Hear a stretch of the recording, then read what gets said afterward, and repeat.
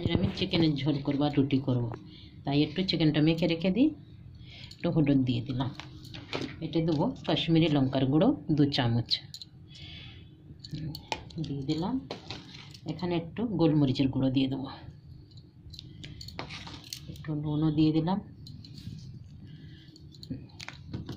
একটু ধনে পাউডার। এখানে আবার আদা রসুনটা আমি দিয়ে দিচ্ছি।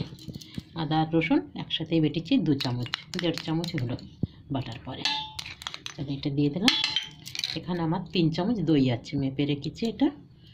এটা আবার ভালো করে হাত দিয়ে মেখে নেবো। আমি নিয়ে আধা ঘন্টার জন্য রেখে দেবো।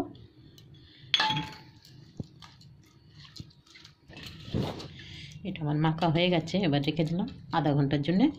এবার একটু আদা রসুন আর একটু বেটে নিয়ে আমি আলু পেঁয়াজ কেটে কুটে নেবো। এবার আমি চিকেনটা বসিয়ে দিচ্ছি। কুকারে আমি সরষের তেল দিয়েছি, আর এখানে শিলে থেঁতে রেখেছি 2 ইলাইচি, দালচিনি 2 টুকরো, আর লবঙ্গ 3-4টে। এখানে 5-6 টুকরো শুকনো লঙ্কা দিয়ে দিচ্ছি, 3টে তেজপাতা, সাথে একটুখানি 5 ফোঁটন দিয়ে দিচ্ছি। মশলাটা ভালো করে ভাজা হয়ে গেলে এবার আমি কেটে রেখেছি পেঁয়াজ, এটা আমি দিয়ে দেবো।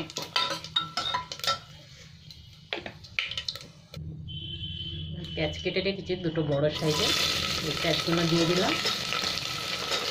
ছোটো ছোটো করে কেটে নিয়েছি। এই পেঁয়াজটা একটু ভালো করে ভেজে লাল লাল করে নেব। 2-3 মিনিট এখন ভাজতে থাকি এটা। এখানে আমার পেঁয়াজ খুব ভালো ভাজা হয়ে গেছে। এবার আমি টমেটোটা দিয়ে দিলাম, সাথে অল্প ধনে পাউডারও দিয়ে দিচ্ছি আমি।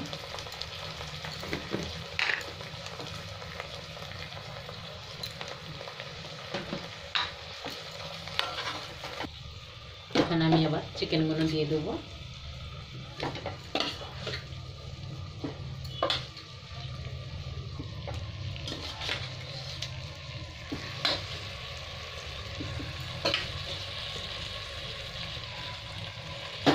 চিকেনগুলো খুব ভালো করে আমি কষে নেব।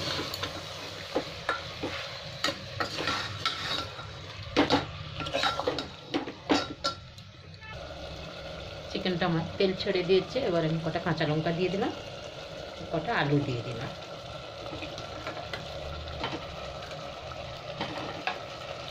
এবার একটু গরম মশলাও দিয়ে দেবো সাথে। গরম মশলাটা দিয়ে দিলাম, একটু নুন দিয়ে দিচ্ছি আমি। এটা একটু ভালো করে কষে নেবো। গরম জলটা দিয়ে দেবো।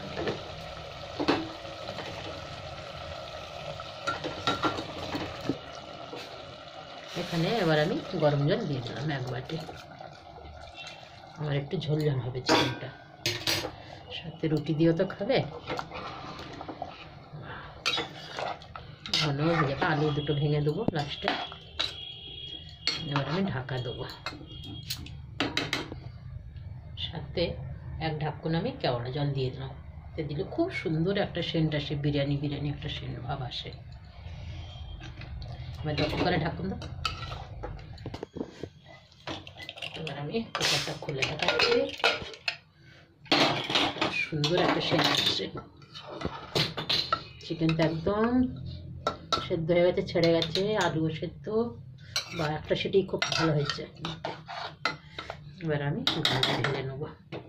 আপনাদের যদি এই ভিডিওটা ভালো লাগে তাহলে অবশ্যই লাইক, সাবস্ক্রাইব, কমেন্ট, শেয়ার অবশ্যই করবেন। ধন্যবাদ।